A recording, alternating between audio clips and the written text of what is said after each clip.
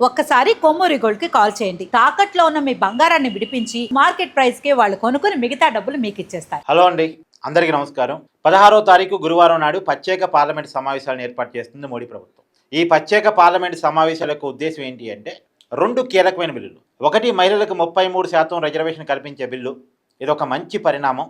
పార్లమెంట్లోనూ ఇటు రాష్ట్రాల అసెంబ్లీలోనూ రాబోయే కాలంలో మహిళలకు 33% రిజర్వేషన్ రాబోతుంది 2029 ఎన్నికల నుంచే. తర్వాత ఇంకోటేమో డీలిమిటేషన్ ప్రక్రియకు సంబంధించిన బిల్లు. అంటే పార్లమెంట్లో ఉన్న లోక్సభ స్థానాల్లో 50%, రాష్ట్రాల్లో ఉన్నటువంటి అసెంబ్లీ స్థానాలు కూడా 50% పెరగబోతూ ఉన్నాయి. అయితే ఈ బిల్లులు ఆమోదం పొందాలి అంటే రాజ్యాంగ సవరణతో కూడినటువంటిది అంశం కాబట్టి 2/3 మెజార్టీ కావాలి. నిజానికి ఎన్డీఏ కూటమి బలం సరిపోదు ఈ బిల్లులు ఆమోదింప చేసుకోవడానికి. ఇండీ కూటమి కూడా సపోర్ట్ చేయాలి. ఇండీ కూటమి, ఎన్డీఏ కూటమి కాకుండా ఉన్న కొన్ని పార్టీలు ఉన్నాయి, ఏ కూటమిలో లేకుండా ఉన్న పార్టీలు, వైసీపీ లాంటివి, వాళ్ళు సపోర్ట్ చేయాలి. వాళ్ళైతే తప్పనిసరిగా సపోర్ట్ చేస్తారు. ఇండీ కూటమిలో కూడా కొన్ని పార్టీలు ఖచ్చితంగా సపోర్ట్ చేస్తాయి అని మోడీ గారు నమ్ముతున్నారు. అందుకని ఈ బిల్లులు ప్రవేశపెడుతున్నారు. ఖచ్చితంగా ఇండీ కూటమిలో కొన్ని పార్టీలు, రెండోది ఏ కూటమిలో లేని పార్టీలు కనుక సపోర్ట్ చేస్తే ఈ బిల్లులు ఆమోదం పొందుతాయి. ఒక్క ఎన్డీఏ బలంతో అయితే ఆమోదం పొందవు. ఎందుకంటే 2/3 మెజార్టీ గారు ప్రతి ముగ్గురులో ఇద్దరు సపోర్ట్ చేయాలి. ఇప్పటికీ ఎన్డీఏ కూటమి దగ్గర ఉన్న బలం సరిపోదు. కాకపోతే బిల్లులు అయితే ఆమోదం పొందుతాయి.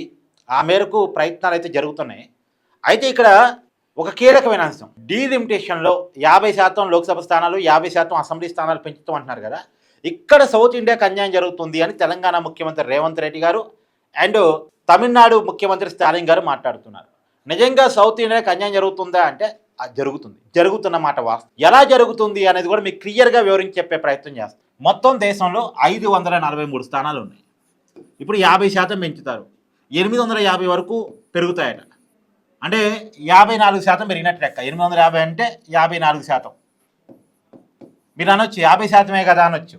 అయితే ఎందుకు కొన్ని స్థానాలు పెరుగుతున్నాయి అంటే మామూలుగా తెలంగాణలో 17 స్థానాలు ఉన్నాయండి. ఈ 17 అంటే లోక్సభ స్థానాలు, ఈ 17 స్థానాల్లో 50% అంటే ఎంత? 8.5 కావాలి. కానీ 8.5 అనేది తీసుకోరుగా, 9 స్థానాలు అయితే. అలాగే ఆంధ్రాలో 25 స్థానాలు ఉన్నాయి, 12.5 పెరగాలి 50% అంటే. కానీ 12.5 అనేది ఉండదుగా, 13 అయితే. అప్పుడు అట్టా కొద్దిగా అట్టైనా ఎక్కువ పెరుగుతూ ఉంటాయి. కాబట్టి ఇక్కడ మొత్తం తెలంగాణలో 26 స్థానాలు అయితే, ఆంధ్రాలో 38 స్థానాలు అయితే. అంటే ఇక్కడ అర పాయింట్ అనేది ఉండదు కాబట్టి మిగతా పెరుగుతూనే ఉంటాయిగా కొద్ది గొప్ప. అందుకని మొత్తంగా 850 స్థానాల వరకు దేశంలో రావచ్చు అనేటువంటిది ఒక అంచనాగా చెప్తున్నారు. రేపు చూడాలి, డీలిమిటేషన్ ప్రక్రియ స్టార్ట్ అయిన తర్వాత చూడాలి.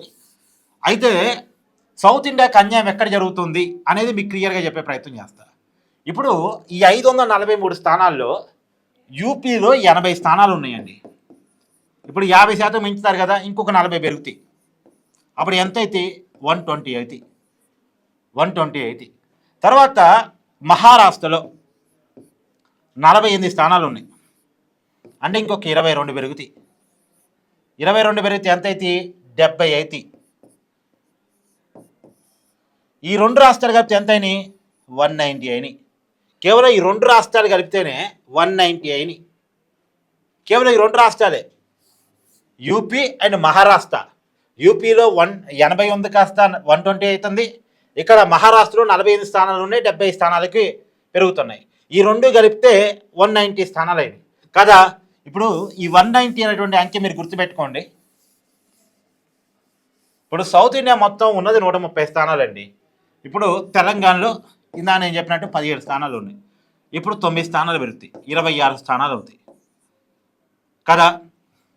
అలాగే ఏపీలో 25 ఉన్నాయి, 13 పెరుగుతాయి, 38 అవుతాయి. 38 అవుతాయి. తర్వాత కేరళలో 20 ఉన్నాయి, ఇంకో 10 పెరుగుతాయి, 30 అవుతాయి. 50% ప్రకారం ఇంతే కదా. తర్వాత కర్ణాటకలో 28 ఉన్నాయి, 14 పెరుగుతాయి. అంటే ఎంత అవుతాయి? 42 అవుతాయి. 42 అవుతాయి. అలాగే పుదుచ్చేరిలో 1 ఉంది, మరొకటి ఏమైనా పెరగవచ్చు, అప్పుడు 2 అవుతాయి. అంటే మొత్తం సౌత్ ఇండియాలో మనకి తమిళనాడు ఉంది కదా, తమిళనాడులో 39 ఉన్నాయి, ఇప్పుడు కొన్ని, ఇంకొక 20 పెరుగుతాయి, అప్పుడు 49 అవుతాయి. 49 అవుతాయి. మొత్తం సౌత్ ఇండియా అంతా కూడా అండి ఇంతకుముందు 130 స్థానాలు ఉన్నాయి, ఇప్పుడు 205 స్థానాలు అవుతాయి. మొత్తం సౌత్ ఇండియాలో ఇంతకుముందు 130 స్థానాలు ఉన్నాయి, ఇప్పుడు 205 స్థానాల వరకు పెరుగుతాయి. ఒకటి అటు ఇటుగా 205 స్థానాల వరకు పెరుగుతాయి. కానీ ఇందాక నేను యూపీ బీహార్లోనే ఎన్ని స్థానాలు ఉన్నాయి, యూపీ మహారాష్ట్ర 2 రాష్ట్రాలు కలిపి 109 స్థానాలు ఉన్నాయి. చూడండి, 5 రాష్ట్రాలు ఈక్వల్ టు అటు ఇటుగా 2 రాష్ట్రాలు. ఒక్క యూపీ మహారాష్ట్ర కలిపితే ఎన్ని స్థానాలు ఉంటాయో మొత్తం సౌత్ ఇండియా కలిపి దగ్గర కొద్దిగా ఎక్కువ ఉన్నప్పుడు కూడా అన్ని స్థానాలే ఉన్నాయి. అంటే అసమానతలు పెరిగిపోతాయి. రేపొద్దున యూపీ, మహారాష్ట్ర, బీహారు, పశ్చిమ బెంగాల్, మధ్యప్రదేశ్, గుజరాత్ ఈ ఒక 5-6 రాష్ట్రాల్లో ఎవరైతే గెలుస్తారో వాళ్ళే దేశంలో అధికారంలో ఉంటారు. సౌత్ ఇండియాతో సంబంధమే లేదు, సౌత్ ఇండియా అవసరమే లేదు. సౌత్ ఇండియాలో వాళ్ళకు ఒక్క సీటు రాకపోయినా సరే పూర్తిగా ఉత్తరాది పార్టీగా ఉన్న వాళ్ళు గెలిచే అవకాశం ఉంటుంది. ఉత్తర భారతదేశంలో గెలిస్తే సార్ అధికారంలో ఉంటారు వాళ్ళు. అప్పుడు మనమంటే చిన్న చూపు వస్తుంది. వాస్తవానికి మన ఆహార అలవాటు కానీ, వాళ్ళ ఆహార అలవాటు కానీ, మన సంస్కృతి కానీ, వాళ్ళ సంస్కృతి కానీ ఇవన్నీ చాలా డిఫరెంట్. మన నాగరికత వేరు, వాళ్ళ నాగరికత వేరు. కొంతవరకు దేశం ఒకటే, దాంట్లో ఏమి లేదు. కానీ ఇక్కడ అసమానతలు ఉండే అవకాశం ఉంటుంది కదా. ప్రభుత్వం యొక్క ఉద్దేశం ఏంటి? అసమానతలు తగ్గించాలి. బీజేపీ ఏం చెప్తుందంటే అంతకుముందు 543 స్థానాలు ఉన్నప్పుడు 130 ఉన్నాయంటే తెలంగాణ మొత్తం సౌత్ ఇండియా వాటా 24%. ఇప్పుడు కూడా అదే 24%. ఏది 850లో 205 పెరిగితే అప్పుడు కూడా ఉండేది 24%. మీ పర్సంటేజ్ మీకు ఉంది కదా, మీరెందుకు గోల చేస్తున్నారు అని బీజేపీ అంటుంది. ఎందుకు ఈ శాతమే ఉండాలి? శాతం పెరగాలి కదా, ఈ శాతం పెరగబడాలి కదా. ఎందుకు? పోయినసారి ఆల్రెడీ వివక్షలో ఉన్నాం. కారణం ఏంది? వివక్షలో ఉండటానికి సౌత్ ఇండియా జనాభా నియంత్రణ చేస్తూ వచ్చింది. మన జనాభా నియంత్రణ చేయమని చెప్పింది ఎవరు? కేంద్రమే చెప్పింది. కేంద్రం చెప్పిన దాన్ని బట్టి పాటించాం. అందుకనే మనం చేసిన తప్ప. పారిశ్రామిక వృద్ధి, వ్యవసాయ రంగంలో అభివృద్ధి అంటే మనం కేంద్రం చెప్పిన మాట విని వ్యవసాయ రంగంలో, పారిశ్రామిక రంగంలో అభివృద్ధి చెందాం. ఇప్పుడు రేవంత్ రెడ్డి గారు చెప్తుంది అదే, జిఎస్డిపి ప్రకారం స్థానాలు పెంచండి అంటాడు. అది ప్రాక్టికల్ సాధ్యం కాకపోవచ్చులేండి. నిజానికి ఏంటంటే దేశానికి 40% ఎకనమీ మన నుంచే పోతుంది. 40% గ్రోత్ మనమే ఇస్తున్నాం దేశ ప్రొడక్షన్ రంగానికి, దేశ జీడిపికి. జిఎస్డిపిలో మన శాతం 40% సౌత్ ఇండియాది. మరి ఆ ప్రకారం 24% ఉండదు, 40% ఉండాలని రేవంత్ రెడ్డి గారు అంటారు. సరే, మరి అలా అనేయడం కరెక్ట్ కాకపోవచ్చు. ఎందుకంటే కొన్ని రాష్ట్రాలు జిఎస్డిపి ఇవ్వలేకపోవడానికి ఉన్న కారణాలు వేరు. ఇప్పుడు జమ్మూ కాశ్మీర్ ఉంది, బోర్డర్ కావటం వల్ల వాళ్ళు ఇవ్వలేరు పాపం. వాళ్ళకాడ ఏ పరిశ్రమలు రావు, వాళ్ళకాడ సాఫ్ట్వేర్ ఐటీ కంపెనీలు రావుగా. ఎందుకు? అవతల పాకిస్తాన్ వాడు ఎప్పుడే బాంబే వేస్తాడో తెలియదు, తీవ్ర చర్యలు ఉంటే భయం, బోర్డర్ కాబట్టి. అరుణాచల్ ప్రదేశ్ ఉంది, కొండ ప్రాంతం, అక్కడ ఎవడు ఇన్వెస్ట్ చేయడు. అలాగే ఈశాన్య రాష్ట్రాలు ఉన్నాయి, అక్కడ ఎవడు ఇన్వెస్ట్ చేయడు. కాబట్టి అక్కడ ప్రొడక్టివిటీ లేకపోవచ్చు కాక, కానీ జిఎస్డిపి ఆధారంగా స్థానాలు పెంచడం అనేది ఉండటం అనేది కరెక్ట్ కాదు. ఓకే, నేను ఒప్పుకుంటా.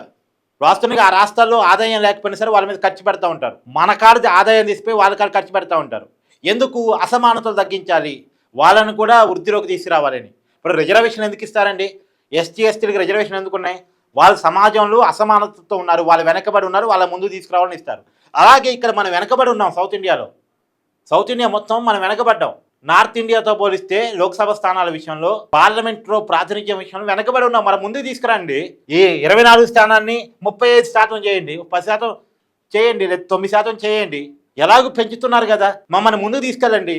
దేశానికి ఆదాయం ఇస్తున్న వాళ్ళుగా, దేశ అభివృద్ధిలో భాగమవుతున్న వాళ్ళుగా మేము అడుగుతున్నాం. మీరు చెప్పిన మాట విని జనాభా నియంత్రణ చేసుకోవడం మా తప్ప. ఉత్తరప్రదేశ్ వాళ్ళు, బీహార్ వాళ్ళు, మహారాష్ట్రలు వాళ్ళు జనాభా నియంత్రణ చేయలేదు, కానీ సౌత్ ఇండియా చేసింది. చేయటం సౌత్ ఇండియా చేసింది తప్ప. ఎందుకు మాకు ఈ వివక్ష? ఆల్రెడీ పాత స్థానాల ప్రకారమే వివక్ష చేయబడింది. ఎలా చేయబడింది? జనాభా వల్ల చేయబడింది. 2011 జనాభా లెక్క ప్రకారం. సరే, ఈసారి జనాభా లేదు, 50% ఒక కామన్ పర్సెంటేజ్ ఎట్ట అవుతుంది? ఇప్పుడు ₹1,00,000 శాలరీ ఉన్నోడికి 10% శాలరీ పెంచడం అంటే 1,10,000 అయింది. 10,000 10,000కి 10% అంటే ₹1,000 పెరిగింది, 11,000 అవుతుంది. వీడికి పెరిగింది ₹1,000, వాడికి పెరిగింది 10,000. బయట ఎక్కడైనా కూరగాయల మార్కెట్కి పోతే నువ్వు 1,10,000 వచ్చినోడివి కాబట్టి, 10,000 శాలరీ పెరిగినోడివి కాబట్టి నీకు ₹70 ఇస్తాను, ₹1,000 శాలరీ పెరిగినోడు కాబట్టి నీకు ₹40 ఇస్తాను ఇప్పుడు అంటడా? వాడికైనా బీరకాయలు ₹80 కొనాల్సింది, వీడికైనా ₹80 కొనాల్సిందే కదా. బయట ఖర్చులు సేమ్ కదా. అందుకని మేము అంటాం వీడిని చెప్పి వీడికి 10,000 పెంచమని మనం అడగట్ట. రూపాయలు పెంచేవాడికి 3,000 పెంచండి, అంటే 10% కాకుండా 30% చేయండి. ఆ 10,000 పెంచేవాడికి కావాలంటే మీరు 5% ఇవ్వండి, 10% లేకపోతే 5% ఇవ్వండి. అప్పుడు అంటే వాడికి 5,000 పెరుగుతాయి, వీడికి 3,000 పెరుగుతాయి. అప్పటికి వాడికి ఎక్కువ పెరుగుతాయి, 5,000 వాడికే పెరుగుతాయి. పర్సెంటేజ్ ప్రకారం వీడికి 30%, వాడికి 5%, కానీ వాడికి 5,000 పెరుగుతాయి, వీడికి 3,000 పెరుగుతాయి. కానీ ఎక్కడో చోట ఒక సమతుల్యం కొద్దిగా పెరిగినట్టు అవుద్దిగా, సమతుల్యం వైపుగా అడుగులు వేసినట్టు అవుద్దిగా, అసమానతలు తగ్గించినట్టు అవుద్దిగా.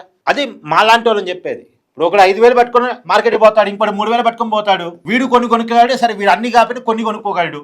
ఇప్పుడు ఇక్కడ సమతుల్యం అనేది సాధించబడుతుందిగా. పోను ఇప్పుడు వీడికి పోయి మళ్ళీ 10 లక్షలు తీసిపోయి ఇంకో 10,000 1,10,000 చేసి వీడు కేవలం 11,000 కాడికి ఉంచితే వీడి జీవితంలో ఎప్పుడు బాగుపడతాడు? వీడి జీవితంలో ఎప్పుడు వృద్ధిలోకి వస్తాడు? వృద్ధిలోకి తీసుకురావడం ప్రభుత్వం బాధ్యత కదా, వెనకబడ్డవాడిని, అసమానతలో ఉన్నవాడిని. అదే ప్రకారం సౌత్ ఇండియాని కూడా వృద్ధిలోకి తీసుకురండి. రేపు సౌత్ ఇండియాతో సంబంధం లేకుండా ప్రభుత్వాలు ఏర్పడితే సెకండ్ గ్రేడ్ ప్రాబ్లం అవుతాం. ఇది నేను చెప్పే మాట. మీరేమంటారు కూడా కామెంట్ చేయండి. Thank you.